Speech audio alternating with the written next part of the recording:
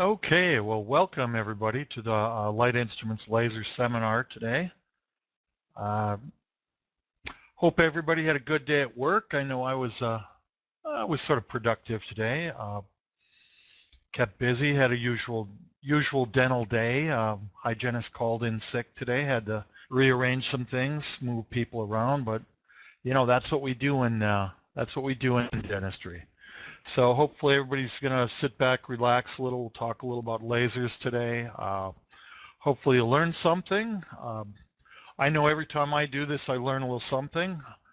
I'm a wet finger dentist. I could do these webinars or lectures 1,000 times and I still get a little nervous about doing it. So hopefully it'll be entertaining and educational for you today. If I didn't mention it, my name is Michael Kosei. I'm a dentist. You'll have my email and phone number for being able to reach me following the webinar, either later today, tomorrow. If you have a question, you want to buy a laser, you want to get into procedures, feel free to email me or call me anytime. So let's see if we can move on here. So what are we going to cover today? We're going to talk about dental lasers. I titled this Cost-Effective as a New Technology in an Ever-Evolving Modern Dental Office. That sounds pretty complicated, maybe a little over the top. But what we're going to talk about is, are these lasers worth getting? Do they do the things that people say they do? I'm not a salesman. Okay, we've all been involved with salespeople, and sometimes we hear things that are too good to be true.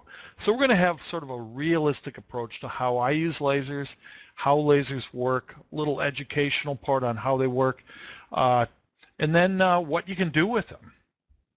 So I think I got it down here. Little picture there. I'm broadcasting from the beautiful Northwest, beautiful Vancouver, Washington. That's Multnomah Falls. If you've ever been out this way, it's beautiful springtime in the Northwest, which means it rains even more than normal. So, but that gives us lots of beautiful waterfalls and lots of hiking activities, outdoor activities. So if you've never been up here, hey, come up and visit, give me a call. Okay. A little about me. Like I said, I'm a dentist. 32 years I've been practicing dentistry. Graduated from Marquette Dental School in 1986. Have been using lasers for about 20 years. I always like to bring up the question, people ask the question, why did you buy a laser? You know, technology, want to do things better. The answer was a really good salesman. Okay, he sold me a laser. 6 months later, he sold me another laser. I've incorporated lasers into my office. Lasers do a lot of amazing things. I never thought I'd be a speaker. I never thought I would train people, but just sort of evolved. I enjoy it. I like bringing that realistic approach to how lasers can change the way we do dentistry on a day-to-day basis. So over the last 20 years, I've trained hundreds of dentists, hundreds of hygienists. I've tested various lasers. I have multitudes of lasers in my office. I am married. I have 4 beautiful, wonderful kids. And like I said, I currently practice in Vancouver, Washington. I do have to put the disclaimer here about lasers. Lasers we're going to talk about today are for dental applications. So if you have a trick knee or a sore shoulder, while there are uses for some lasers for that, we're not going to talk about that. If you want to remove hair, grow hair, resculpt skin, get rid of age spots, we're not going to talk about that today. We're going to talk about dental applications. I have one other disclaimer I have to bring up before we move on. I am a Green Bay Packer fan, born and raised in Wisconsin. There we are in Lambeau Field about 2 years ago watching Packers play the Seahawks. So I think that's enough disclosures for now. So let's get into this. Let's talk a little about lasers. So obviously there's a lot of hype about dental lasers. You know, dental lasers have been around for 20, 30, 40 years. They've gotten smaller, they've gotten more advanced, technologically advanced. They have touch screens, they're more powerful. They can do different things.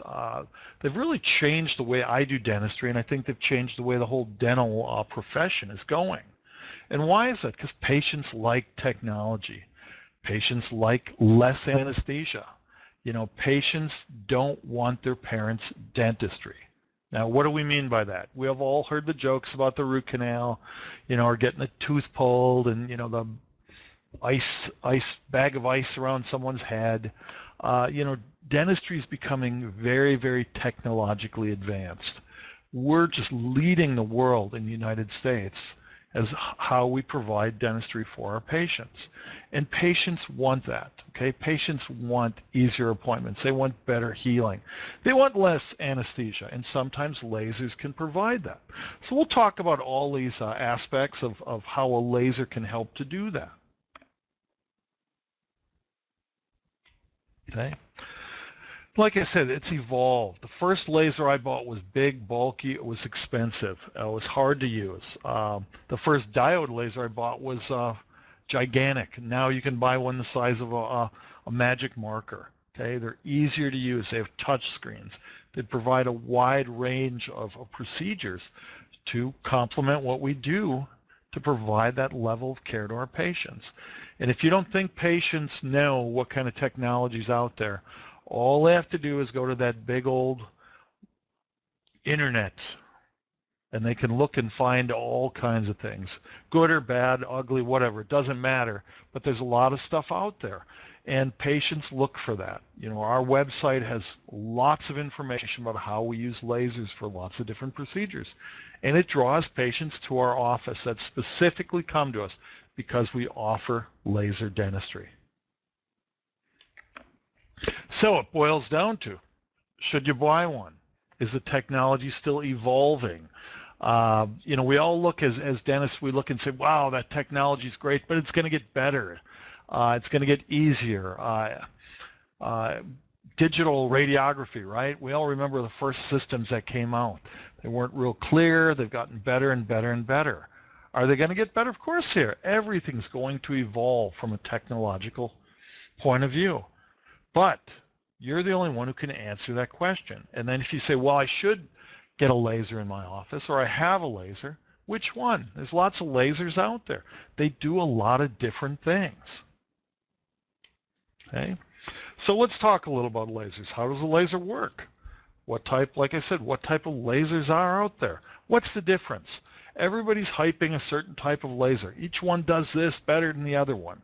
Lasers are out there. There's a lot of them out there. They all do a lot of great things, but they have specifics depending on the wavelength and type of laser they are. What kind of laser do you need for your practice? I mean, if you're an orthodontist, you really don't need an all-tissue laser because you're probably not doing a lot of cavity preps or osseous recontouring. Okay? And then what about your patient's perception of lasers? You know, as it goes in one side of the head, comes out the other? Some of them think that way. Again, you know, I could tell you stories about patients, they think a laser is going to blow a hole through their head. Laser energy is very controlled, very precise. And when we use that and we educate our patients, they really like that we have the top technology that we can offer to them. So let's talk a little about that. Okay. So what procedures can you realistically do with a laser? What about cost? You know, there's diode lasers out there that cost $3,000. There's diode lasers that cost $20,000. There's all-tissue lasers that cost $50,000, $60,000, $70,000, and there's all-tissue lasers that cost $120,000.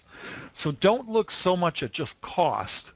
Look at what you're trying to achieve, what kind of procedures you want to get out of using that laser. And what about maintenance? What about software updates? What about training? All these things play into incorporating that laser into your office and being successful with it. Because you can buy the most expensive laser in the world and it can end up sitting in a corner just like a the least expensive laser. And there is training, there is maintenance costs. Some of these lasers require more training, more upkeep. Some don't. Some are easier to use. Then you got to look at training. Is the training oversold? Is it realistic? Okay, you got to have a realistic approach to using this laser. And if you train properly and you have a realistic approach, you'll use it and it'll do the things you want it to do. Remember, I always say this, remember, it's not difficult to learn to use a laser. Okay? It's difficult sometimes to make that change. You know, when we go to dental school, we're taught certain things. And sometimes we get sort of, I don't know, we have a narrow vision of what we do because we're taught to do things a certain way. And then when technology comes along, it's difficult for us to change. It's not difficult to use a laser. We all know how to do dentistry. A laser is just another tool we use to help us get a better result. But we have to pick that laser up. We have to turn it on. We have to have it ready to go. And if we get lost or set in the way we do things, the laser doesn't get turned on and we don't use it. So that's probably the hardest part of using a laser, is that we have to change our mindset because it's not the kind of technology that we were taught. We're taught to use a high speed, a Cavitron, a slow speed, things that are very physical in how we use them. Now I'm going to tell you we're going to use an invisible beam of light to cut a tooth. And you're going to look at me like, hey, you're a little crazy. But that's what it is. That's what it is. So we have to change the way we approach using this technology to get the best result. Okay. So what kind of lasers are out there? Obviously, there's diode lasers. There's little diode lasers, there's big diode lasers, there's powerful diode lasers, there's not so powerful lasers. You know, there's lasers made for hygienists, there's lasers, you know, there's all kinds. The diode laser market is very big. I'm sure there's 15 different diode lasers out there. There's CO2 lasers, okay? There's CO2 lasers that cut soft tissue. There's CO2 lasers that cut hard tissue. There's erbium YAG lasers, okay? And an erbium YAG laser is a yttrium aluminum gallium, YAG. There's YSGG lasers, a yttrium scandium gallium garnet laser. All those denote the crystal or medium that the wavelength is created from inside that laser. And those different wavelengths have different effects on different types of tissue. We all know a CO2 laser can cut soft tissue and hard tissue. Erbium YAG or a YSGG laser can also cut all kinds of tissue, whereas diode lasers can only cut soft tissue.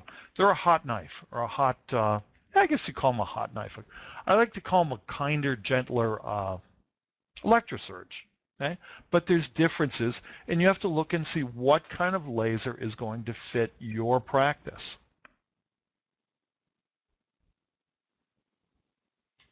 Okay? So like I said, when you use a laser or you're thinking about a laser, you got to think differently. It's a different way of supplying energy or force to tooth, soft tissue, to bone, to remove it, to ablate it, to recontour it, to all these things a laser can do, but it's different than what we're used to. It's not a high speed. Okay, there's always been this big comparison of a laser to a high speed. You know, I'd be at a dental show and someone said, oh, those lasers don't cut. I have a high speed. Lasers will never cut as fast as a high speed. Well, I'll tell you, in some instances, in a lot of instances, these lasers, these all-tissue lasers, can cut as fast as a high speed with very good control and some other features that make it actually better than a high speed as far as disinfecting surfaces, things like that, creating a bondable surface. So there's a lot more to it than just speed. If you want to, you know, control or you want to compare a high speed to a laser, it's not a good comparison because it's like comparing apples and oranges. They're two different things. And speed is speed. Does a high speed cut quickly? It does. But sometimes I'm not worried about cutting that quickly. Okay, a high speed's it's a saw. It's a circular saw. You push, it cuts. Okay. I talk about efficiency when cutting. If I can cut efficient with a laser and I can get a great result, and in some cases I don't have to use anesthesia, I have happy patients, I get a better bonded composite restoration, overall I get a better experience. So you have to think a little differently when thinking about lasers. Okay, so how does a laser work? Well, I sort of pick through my slides and pull this one out. I sort of like it. All lasers have an active medium inside that laser. Okay, an active medium could be a yttrium, aluminum, gallium crystal. It could be a chamber of CO2 gas. It could be a gallium arsenate crystal, as in some of the diode lasers. But there's some kind of medium, some kind of medium that causes a certain wavelength of energy to be produced. Now, how is that energy produced? Well, it's electrically excited. So let's go back to physics class. Guys, go back to dental school, or I guess before dental school, and think about physics. We have a model of a atom. We have a nucleus with electrons in orbit around that nucleus. When we electrically stimulate the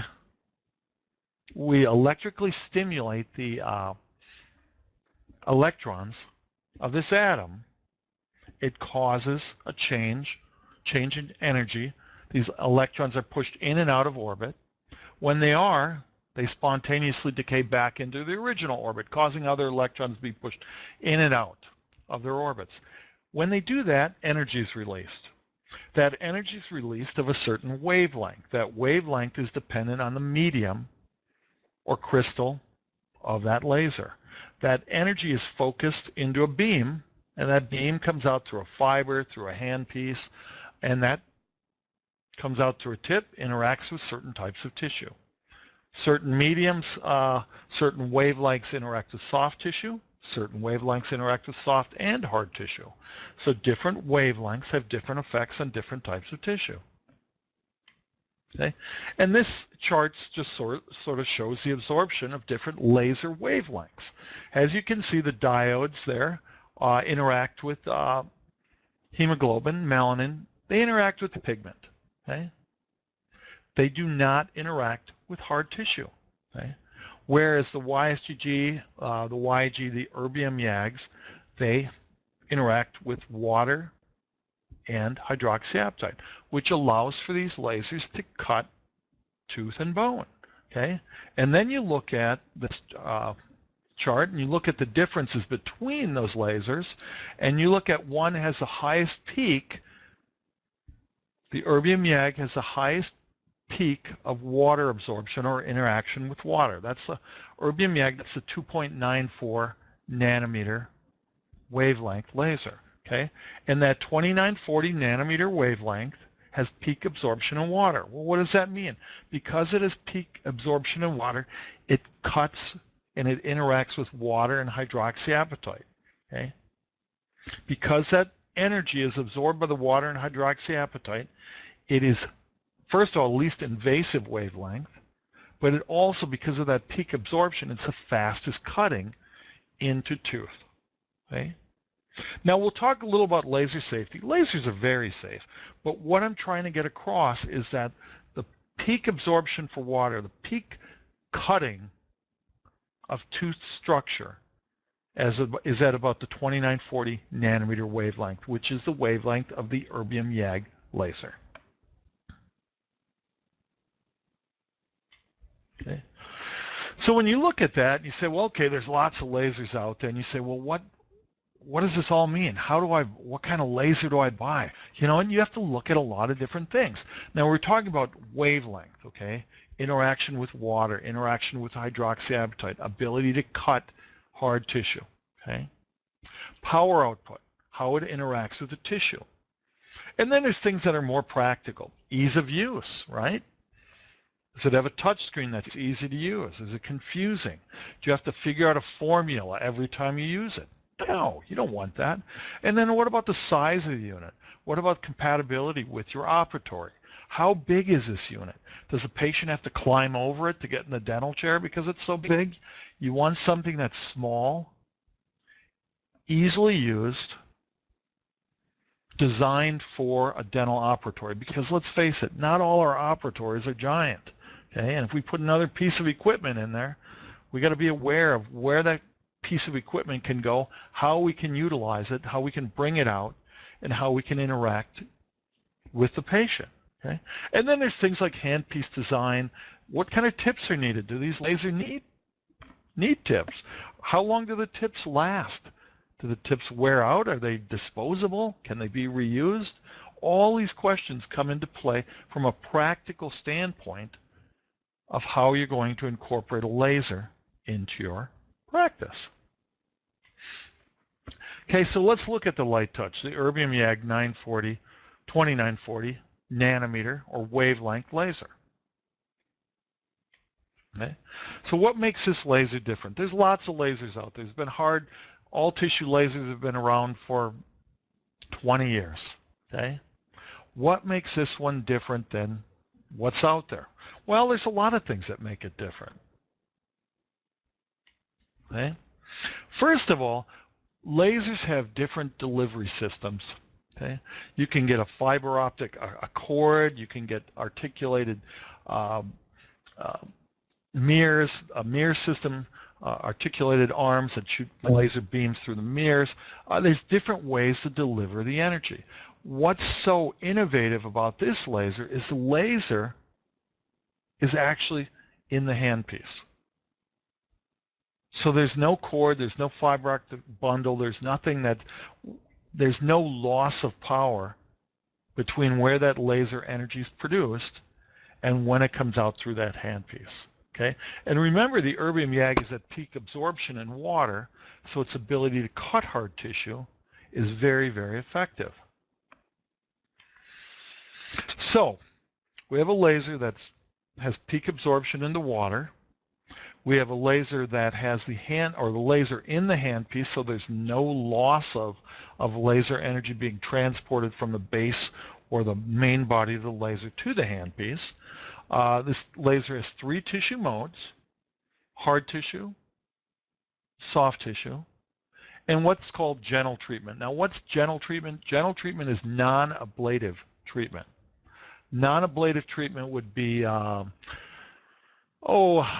desensitizing a exposed root surface, disinfecting a periodontal pocket, disinfection of the endodontic canal during a root canal therapy. So these are procedures that we can use that are not going to cut. Okay, they're not going to cut. The power is lower, and it's not going to cut tooth or soft tissue. It's subablative. It just has an interaction with the tissue, whether it's a disinfecting interaction or it's a biostimulation of tissue or a desensitizing, but it's a lower setting. So you have 3 different modes: hard tissue, tooth and bone, soft tissue, all your soft tissue procedures, and then the gentle treatment or the non or subablative treatment. Screen is simple and easy to use. It's basically a touch screen. You pull up, there's 10 different choices for your hard tissue, soft tissue, and your gentle treatments. You just touch on what you want to do. In this case, it's bone remodeling. You press on that, it's going to pull up a screen. It's going to give you a preset, okay? But what I want you to know is presets are presets. Every patient's different. Every case is different. So don't be scared to change the setting.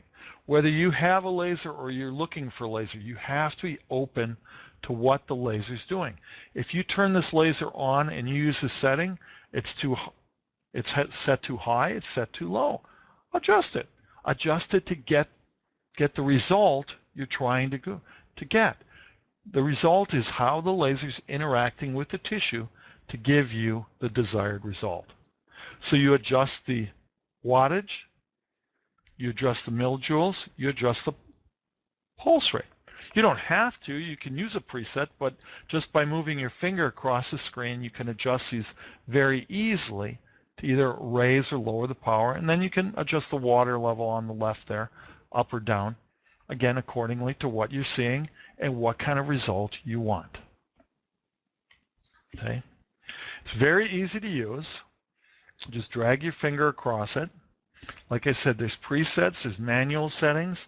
You got to learn a little when you use a laser. Don't care which laser you have, which laser you're looking at purchasing.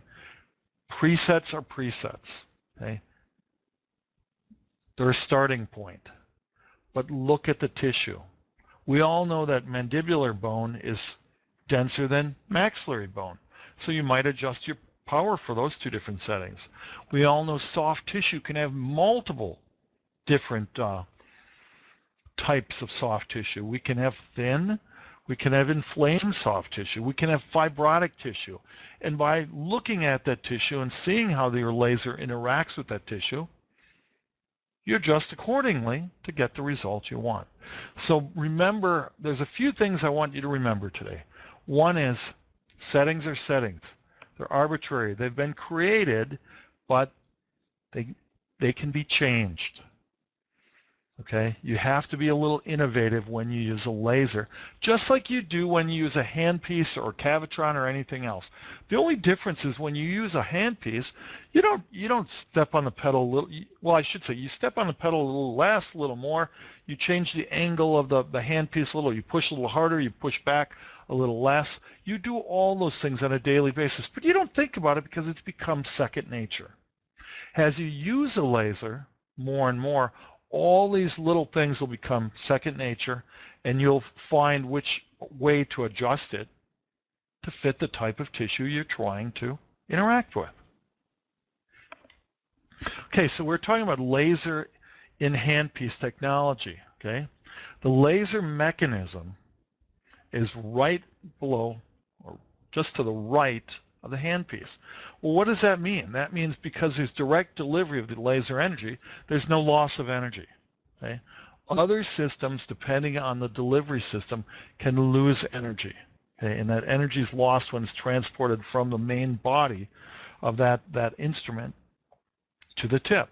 In this case, we don't have that loss of energy. So we have more efficiency in cutting.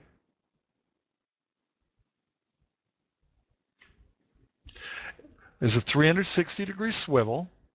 The handpiece is actually quite small and light, so you can move it around. It swivels around. You push it one way. You can reach just about every spot in the mouth very easily. Okay, so that's a big thing, because when we go to a laser, we're used to using high speed. If a lot of you are transitioning from a high speed, you want something that's very similar in shape and size. And this handpiece is. So it allows you to access pretty much everywhere in the mouth quite easily, and it gives you that feeling that it's similar to a high speed to get you to transition from that high speed to your laser. Okay, so minimal energy loss, small size to the handpiece, really no limitation to how you can rotate it because of the 360-degree swivel on it. Okay, it's simple to maintain. You place a tip in it, you're ready to go. So that creates a short learning curve. Lasers are not difficult to use. They're easy to learn how to use. It's just like I said earlier, it's thinking differently. It's using a different way to approach a dental problem or create a better result when you're faced with these little dental problems. Patient who can't open their mouth, patient that has subgingival margins for a crown or for a filling where you have to remove a little tissue, or you don't want to pack a cord, or you have to remove a little bone, or you want to remove some soft tissue. All these aspects of a laser can be used to get a better result. Okay. And then what about size? Okay, we want a laser that's small. We don't want this big bulky thing that takes up a lot of the room in our operatory, because let's face it, we have lots of things in our operatories, and that's the last thing we need. Also about mobility. Can it be moved from operatory to operatory? It can. Okay, can it be moved easily? Yes, it's on wheels, but the wheels lock if you need to. But it's not this massive laser like I see or I see in storerooms of people of days past, you know, where they had these gigantic lasers that weighed hundreds of pounds. That's not what we need. We want something that's easy to move, nice adjustable touch screen, and our laser handpiece. And by having that, because if it's easy to use, we'll use it. And if it's easy to use, easy to move, and easy to take care of, our staff won't complain that they have more things to take care of, right? Oh, now I got to take care of this, or I got to set this up. We want ease of use. We want easy setup. This laser, you turn it on. That's all you do. You turn it on, put a tip in it, and it's ready to go. Okay? So all these little things make it easier to incorporate laser technology into your office. Okay? So what procedures can you do? Or can lasers be used for? Pretty much all procedures. Now we'll go through a few. You know, there's other things that you think of. I like to say, you know, use your imagination.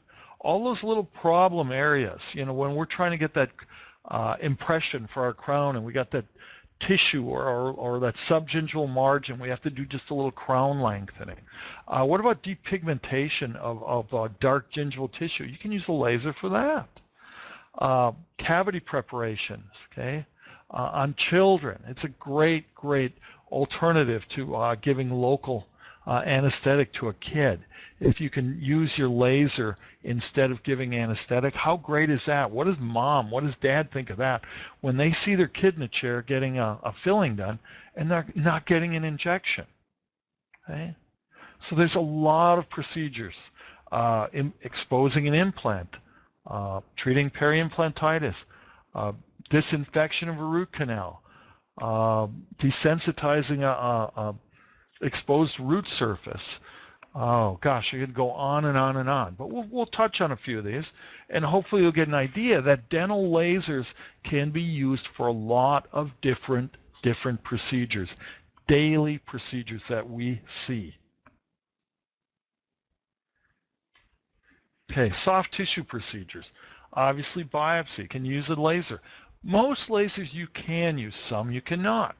If you're using a diode laser, I probably wouldn't use it for a biopsy, okay? Because the diode's a hot knife. It's going to cause thermal damage, and that thermal damage is going to be reflected in your sample that you're sending to the pathologist, and they're going to look at that and go, hey, you know, I got thermal damage on this specimen, so I probably wouldn't use that.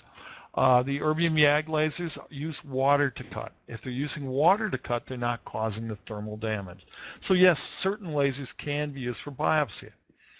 Any kind of tissue excision, okay? Fibroma removal, excessive gingival tissue, hyperplasia, frenectomies, operculectomies, gingivectomies, all the ectomies, I like to say. Like I said earlier, depigmentation of gingival discoloration can be used, or our laser can be used for that. So a lot of different things you can use a laser for. And when you get a laser, I want you to look at what you can use it for. Don't buy a laser for 1 or 2 procedures. Buy a laser for a lot of different procedures that you do on a daily basis. Things like this. This is I call this my favorite fibroma. Oh, you remember the patients. This was a good one. But you know, the patient chief complaint, he has this big growth on his tongue. He doesn't like it. He bites it. It bleeds. It hurts. So we're going to use a laser. This was a great case. We took that off. There it was. Nice specimen. You don't see any brown burning marks to it. There you go, immediate post-op. That little whitishness is what we call a laser band-aid that helps to disinfect the tissue. It aids in healing, and if you do get a little bleeding, it helps with hemostasis. Now in this case, we got really no bleeding. That was great because when you cut into the tongue, usually you get bleeding, okay? In this case, we did no suturing. We took the sample, sent it in for biopsy,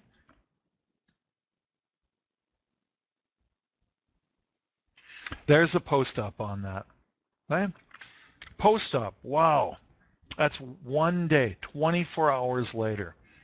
Lasers provide nice healing. They provide for a better post-op experience, okay? If that heals nicely, if you do these procedures and they heal nicely, the patient's going to have less post-op symptoms, less post-op pain. They're going to be happier. If the patient's happier, guess what? Happy patients, right? We like happy patients. Happy patients don't call us and say, hey, you know, that procedure you did to me hurt. Or why does it hurt, okay? Or why is it healing slowly? So that's a great, great procedure for a laser.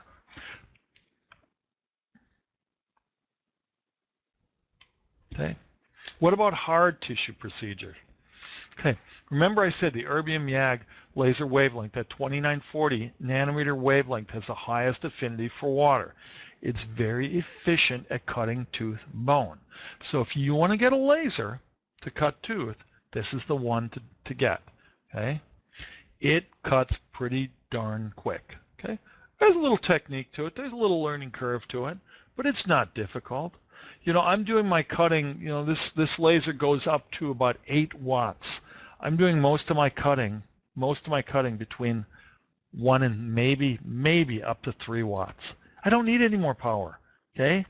And guess what? The less power you use, less chance the patient's going to feel anything.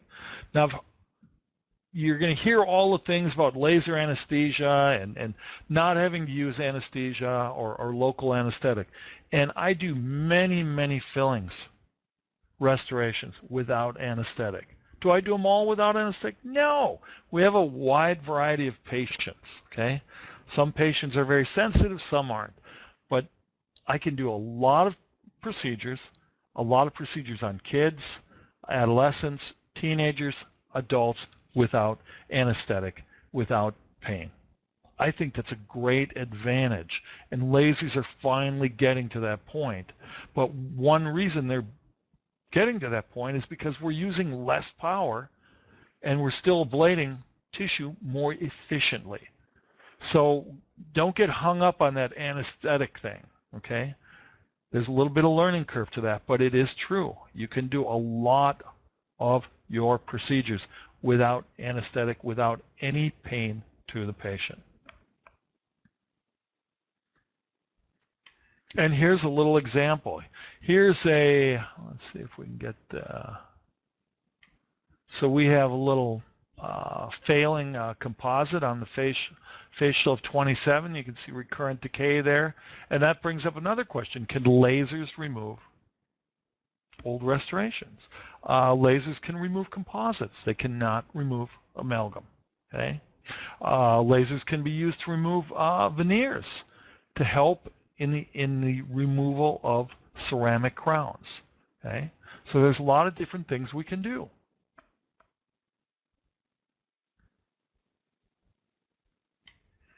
That's the preparation. It's done. That was very quick. There's our finished restoration. And here, if I can get this to play, is the actual procedure. There we go. So we're using about 2 watts of power.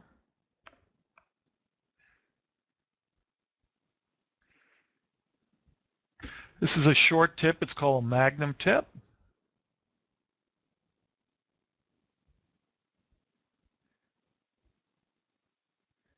As you can see, that's removing that composite quite efficiently. We're going after that decayed area, that brown spot there.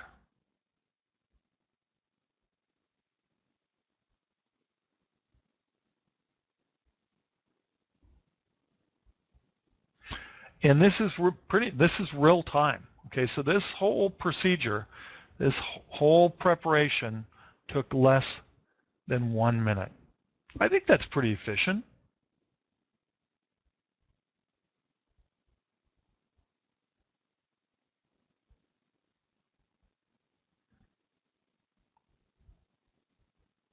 So for me, that's plenty fast enough to remove that and clean that out. And we're pretty much done.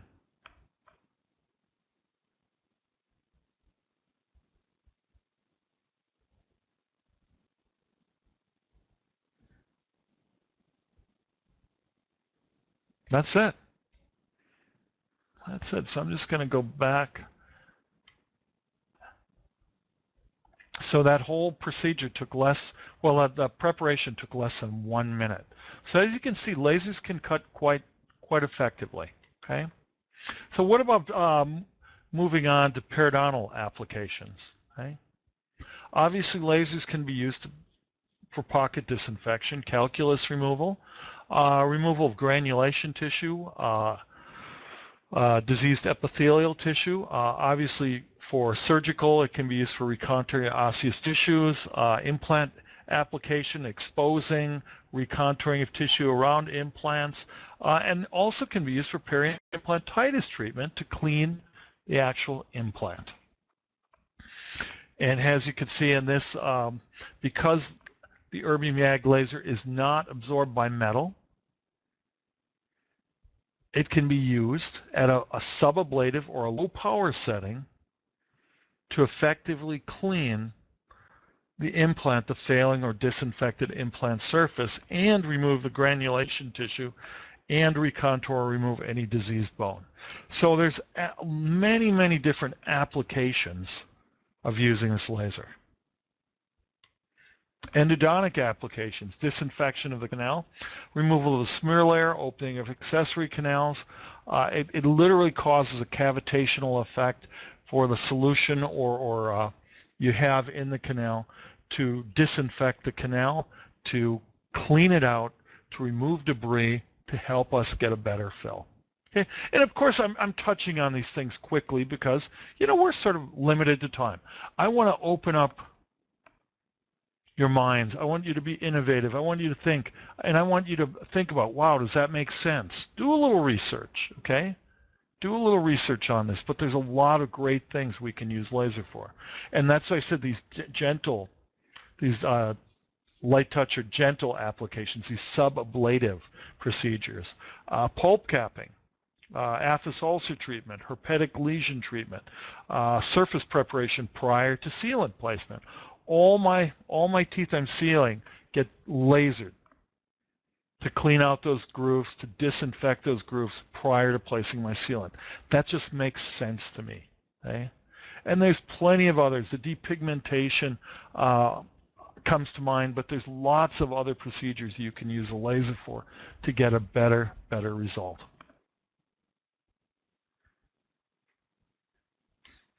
Okay, what about maintenance of lasers, okay? Are they hard to take care of? Should they be hard to take care of? Do they break down? They shouldn't break down, okay?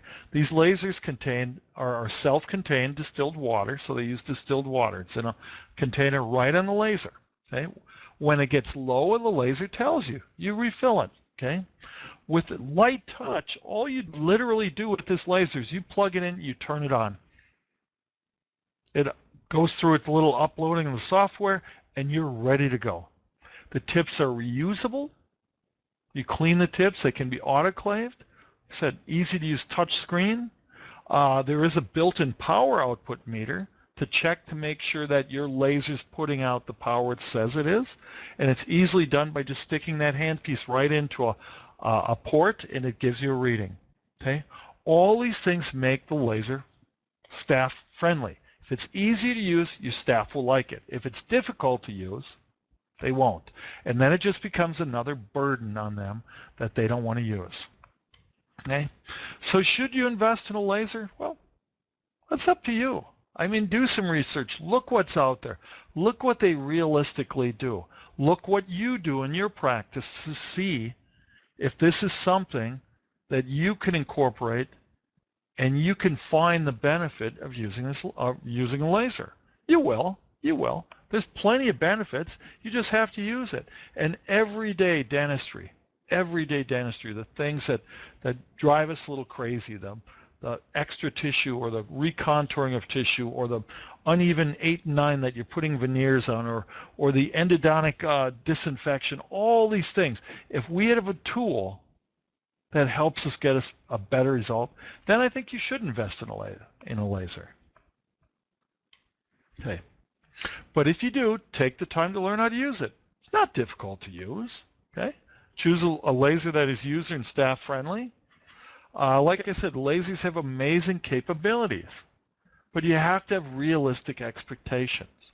And if you do, okay, you'll have great results, okay? And then it'll change the way you provide dentistry for your patients. You guys have heard this before. I don't want to sound like a broken record, but do a little research and figure out what fits your needs, okay? How do patients react? Patients love technology. Boy, that was a quick, easy procedure, okay? Knocking out a couple little fillings, okay? Less invasive. I've heard this, hey, I'm going to tell my friends about that. Patients like technology. We live for referrals. And as we all know, the best referral source is the patients we have. Okay, so that's what we need to look at as far as technology and using technology in our offices. Okay, so I think I'm about coming to the end. I know we flew through a lot of stuff quickly. Let's see what I got here. Well, I just ended up by putting a light touch. There's the light touch laser. Like I said, expand the scope of your practice, perform additional procedures, but most of all, get better clinical results. Okay? Get better clinical results. That's what we're all striving. Do you increase your revenues with new patients? Of course, we all need new patients. Like I said, our best source of referrals is our existing patients. And if we get our patients to get their friends into our office, that's a great flow of patients for us. Okay. Well, I said I'd put my phone number up there again. I said I'd put my email up there again. I see I have lots of questions, so I know I flew through a lot of things, and hopefully it was educational or beneficial. Hopefully got you thinking. That's what I wanted to do. I wanted to get you thinking. But let's go. I'm going to see if I can get to some of these questions, and hopefully we can get some questions, and I can try to answer them. Okay. So I'm just going to sort of start at the top here. And I have a question. In peri-implantitis, I would imagine that the scattered wavelength absorbed by the implant itself and the lasers causes electronics. It's reflected off of the titanium. It's not absorbed into the metal. Okay. Okay, let's see what else I have.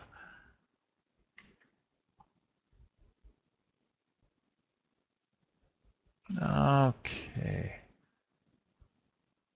Here's a question. Does depigmentation include amalgam tattoos?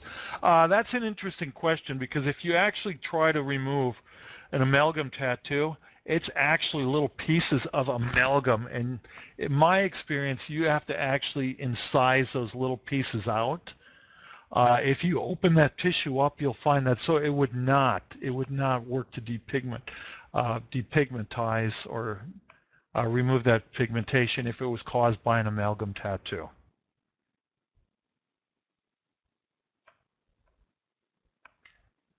Here's a question about a cost range of lasers. Well, I mean, if you're looking at anywhere from a diode laser for a couple $1,000 up to some of the soft tissue, or I'm sorry, the CO2 lasers, well over $100,000.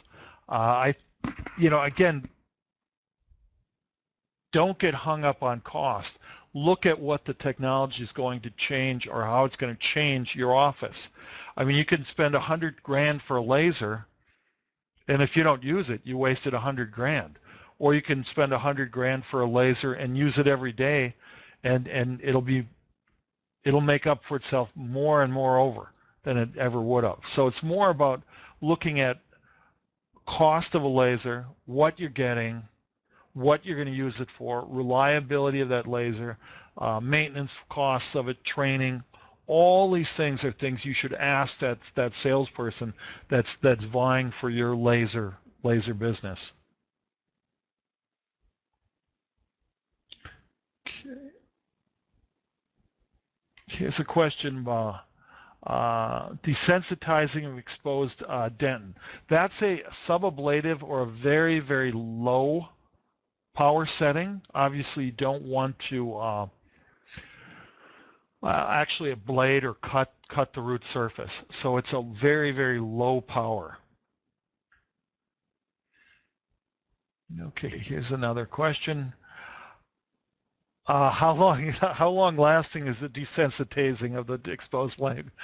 I always love that question because till the patient has sensitivity again. How's that? No, I'm kidding. You know, I've seen desensitizing last for months and months. They don't come back. They don't complain about it. Okay, but that's a hard question because there's different factors that lead to root exposure or sensitive root to begin with. So I mean, if the patient's scrubbing in there and you desensitize it and they're scrubbing away, I just can't imagine that it wouldn't come back.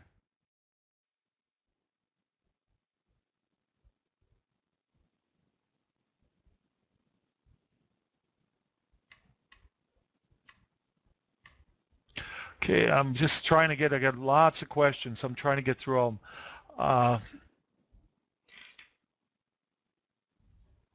Let's see, here's a question.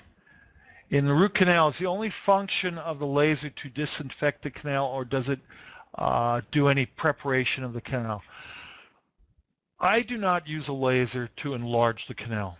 We have all kinds of cool rotary stuff that's very efficient at enlarging the canal. What I use the laser for is a disinfecting aspect of it. So I would not use it for enlargement of the canal.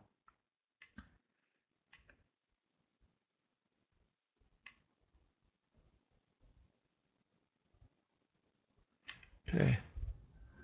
Here's a question. It says, is there a jack of all trade lasers that you would recommend?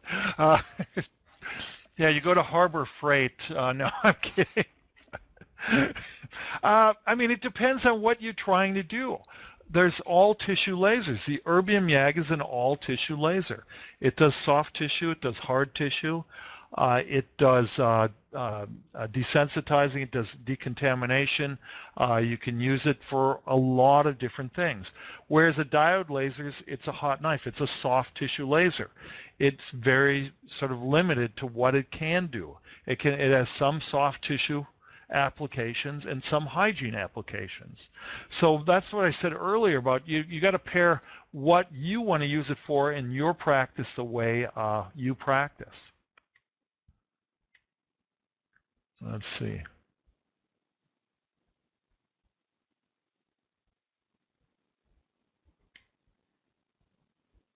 Okay, this question's about cavity preparation. How much distance do you maintain while doing cavity preparation? You're a couple millimeters away from the tooth, which is different for us, okay? We're used to being what? In contact with a high speed. So that is a little different. There is a little learning curve to that. So you're a couple millimeters away. I would say probably 3 to 4 millimeters away when I'm doing cavity preparation.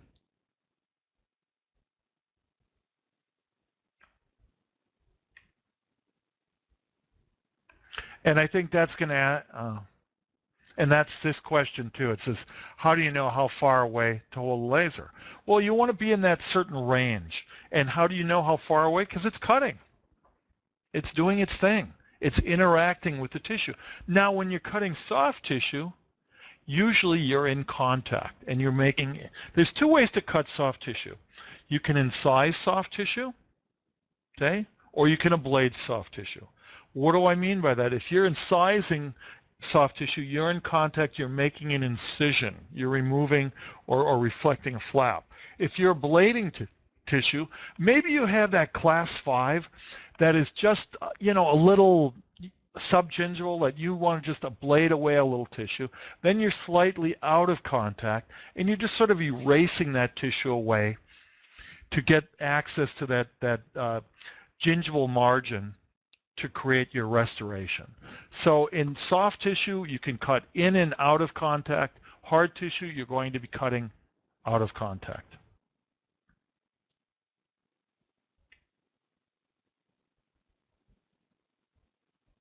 Okay, here's a question. It says, how long does a cavity prep take using an all-tissue laser? Well, again, it's going to depend. Some teeth, cut a little easier than others. That one I showed you, the video I showed you, that was real time. So that cavity preparation was less than 1 minute to finish that. Okay.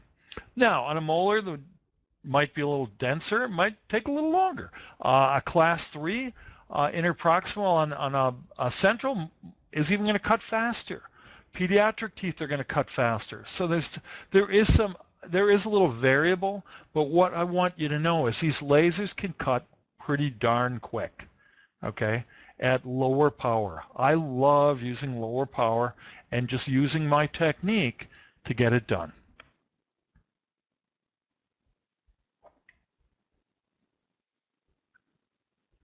Okay, this question says, it's a great question. Is a laser practical to use for cavity preps? It is. For all cavity preps? Maybe not. If I have a big old MOD, I'm probably going to put some kind of full coverage on that tooth. So would I do that with a laser? No. Would I do occlusals? Yes. Would I do class 5s? Yes. Would I do class 3s? Definitely class 3s. Would I do some class 2s? Yes, I would. Okay, but you have to look at that case and you have to look at that patient and see and put that all up in that computer we call our brain and figure out a treatment for that patient. But there are a lot of uses in cavity preparation for an all-tissue laser.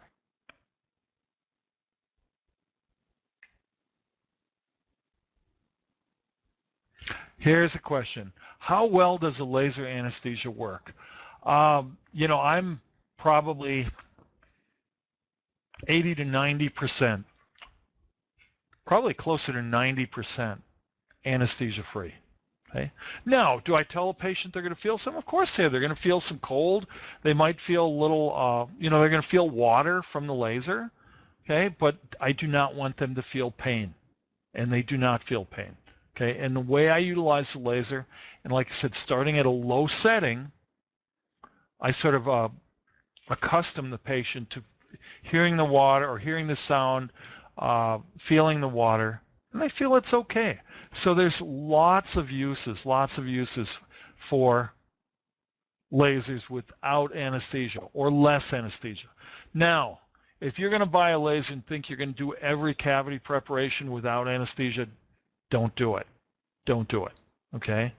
We numb people up every day that still don't get numb, and we have to go back and numb them up again and again, and sometimes they still feel it, okay? So just be realistic about it, and you'll be able to use it on numerous. What's a great case would be a occlusal on a 15-year-old kid who's just had hygiene done, and I find a cavity, bam, right there, we pull the laser out and we do that, and we're probably at 98% without anesthesia.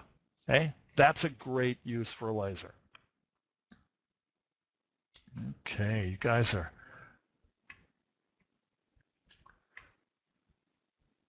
What are some complications patients can experience with lasers? Really none if you're using a laser properly. Okay, if you're using a laser properly, there's not going to be any complications. So I think we're out of time. Something's beeping here.